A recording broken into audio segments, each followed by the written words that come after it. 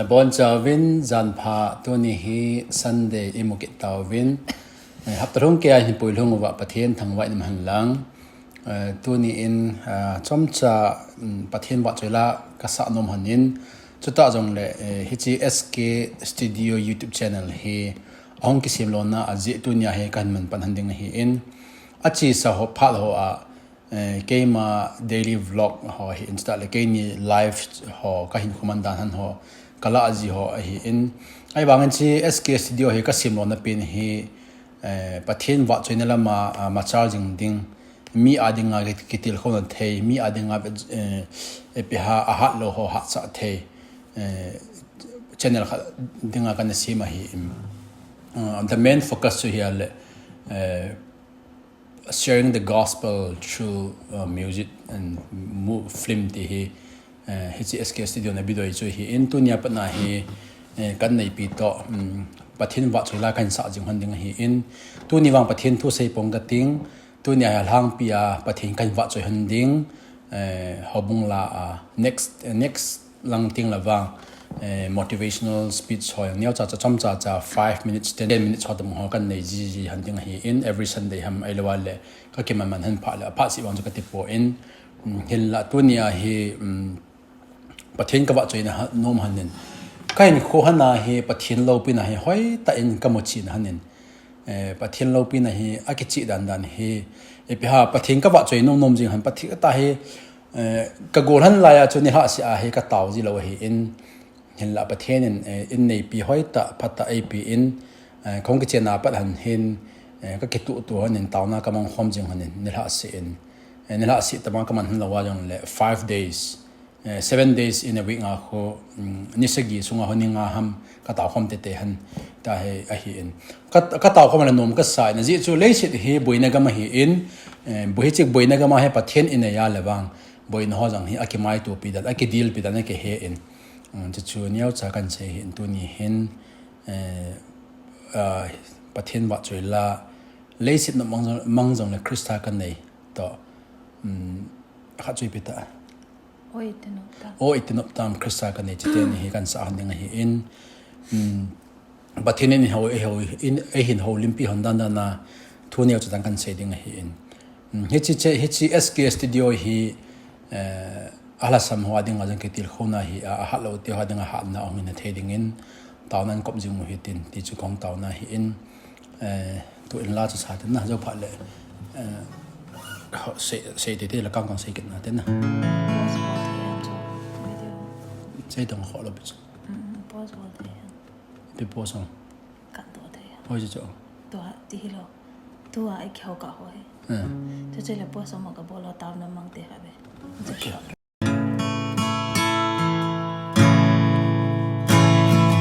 Lê se no mang dòng lệ Krista ca nê Lê se hi chim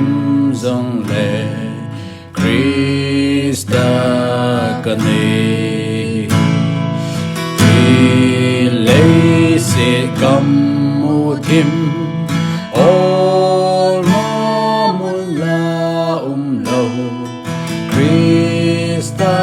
cây kỳ ngày na Krista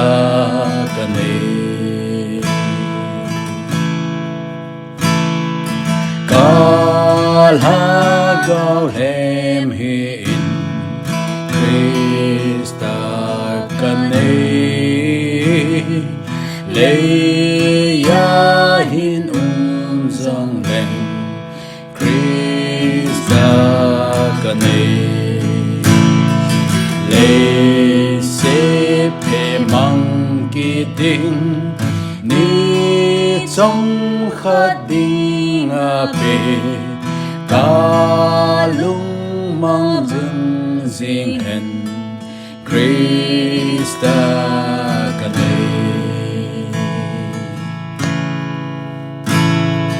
ka hiu trong nhang gió vang Krista ca nê trong ca bê ta đình lấy xét hình khu cả lung cả gel chu mang hen mil ta nghe kinh Giêsu boka hinna Krista kane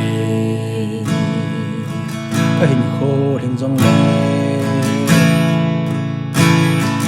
ka hin kho hin jong le Krista kane sang in tôn sod hinna Krista kane sang in nộp lệ Pathen o namun chuzonin sang in Giêsu ang sum Krista kane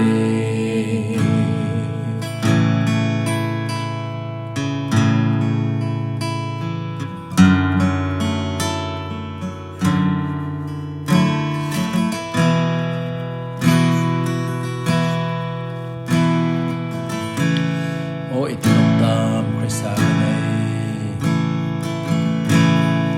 o Hitam Krista kane van gam lâu pi le ano bay hilta van go lo ding at kahita thì sân lệ laga và bên kahi chỉ có tu sim chỉ có tu sim chỉ có la kỳ man Vahchoi din kahin lai sia chỉ có tu sim chỉ có la kinh Vahchoi jing đi kahin lai sia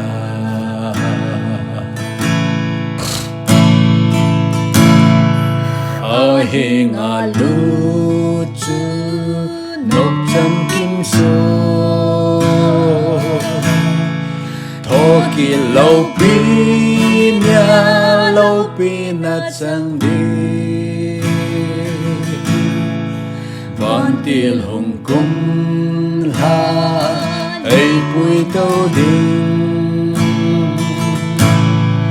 a cô ma chơi na ô dinh dinh đi ít chỉ cả thu sim ít chỉ cả la cây man Vahchoi din kahin lai sia ít chỉ cả thu sim ít chỉ cả la kinh Vahchoi jing kahin lai sia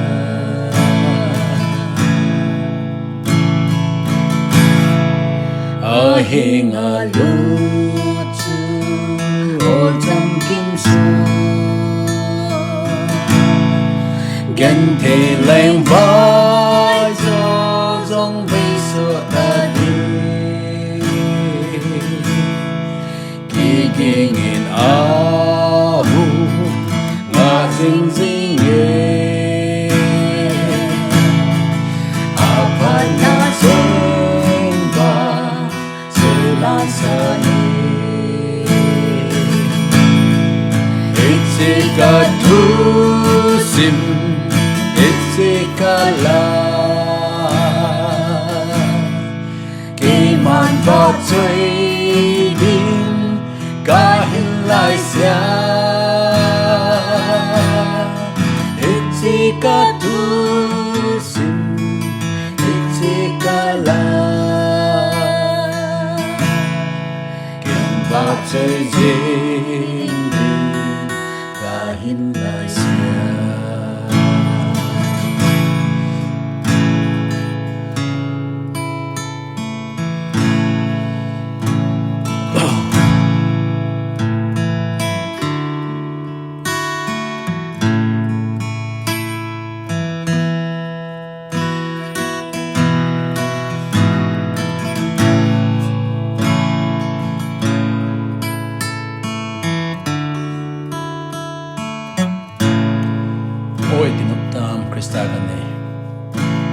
Jicha in sim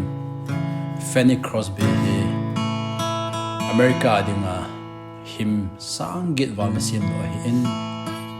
ama hin ko hi tu ni in ka ga gyal kit le kitin Khom le jeng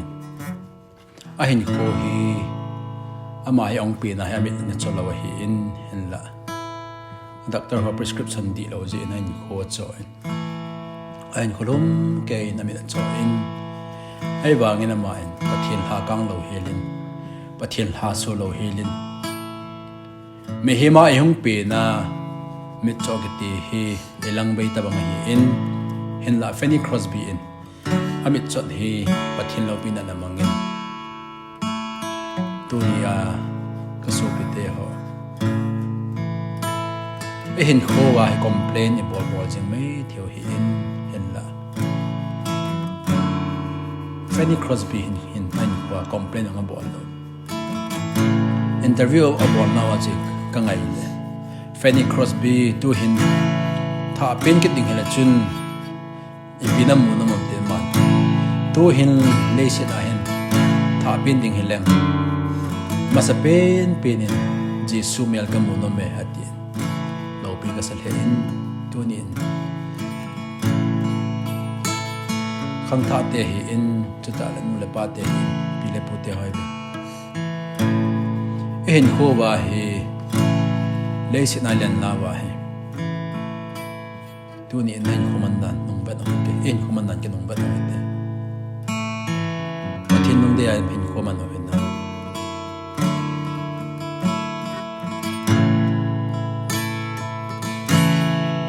Pathen na de ngai pi bo te ma Pathen pi talan na pia Pathen talan na pia cha Pathen Vahchoi ni Pathen long lam da Pathen long de lama in ko na jing de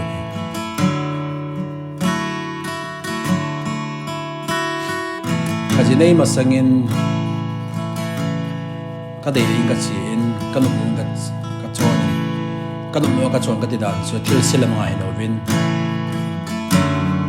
zang khai ta hi ko kamangin in la tao na kan la samji in kong jin ya pat sa in Pathen in nei pi phat ta ip in Pathen zalin kan nei pi zalin tu hin nil ha se in ka Taokhom ni han le sit na hi Pathen nei lo wa le hin khoman ha sa hi in ulai mun akim jong la boina jing mai in tu la jong America jong he boina tam pi so hi in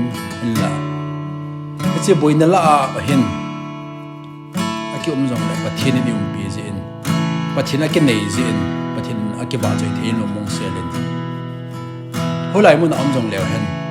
Pathen ba joi mo he boy ti hi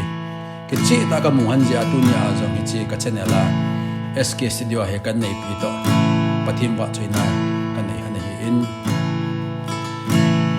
video dan na ke bola aki upload na view tam pi Thei le ban pi bola Pathen ba joi na he ke bola de ham da dunia he kan nei pi to Pathen kan ba joi ni in mu le pa te ho hi in aki chiang tha ho hi nu nga gon ngoi Pathen hi ha ba le ba joi hi tin ti hi ka ti no ma in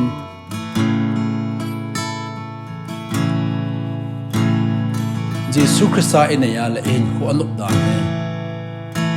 kidamai ase ji be hi Jesu Christa nei lo wa le hin e chunga thila boy ho zo si dong hi ala dan akitil pidan ha ki sa hi in ama bang Jesu nei zala ni su nei ya le Jesu zala hai aki mai yu pidan ki thima hi in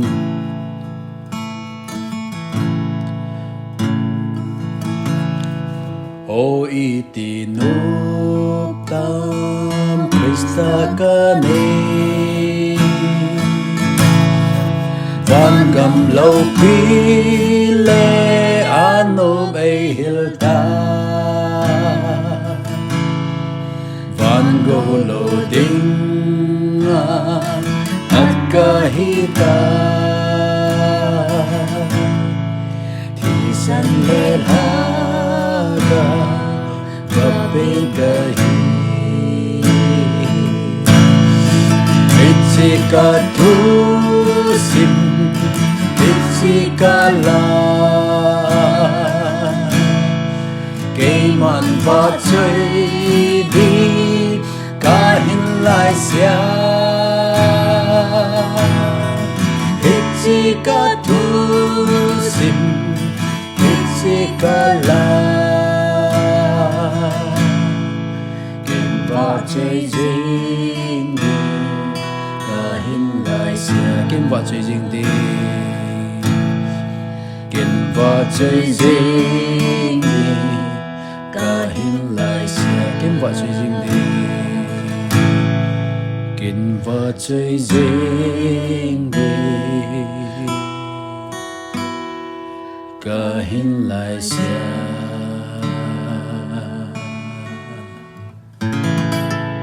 Amen Amen Amen Bible sibkhat Bible jang sim den ban tu jana den ta te na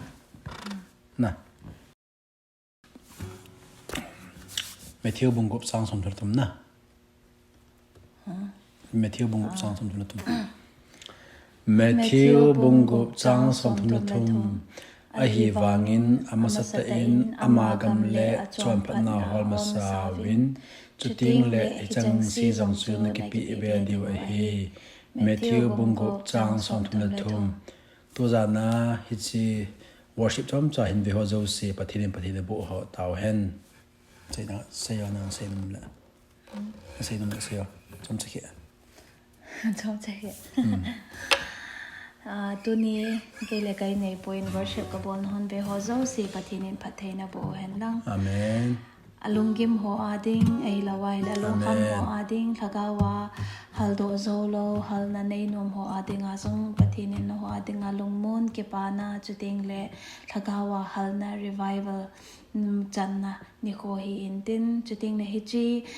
wa chaila ka sa non man mo ta ka sa hon hi zong le pathinin ave ho zo silabon changge pathinin phatheina bo Amen long mon ke pana zong na piu hen thagaw lama zong halna le ke pana zong na piu hen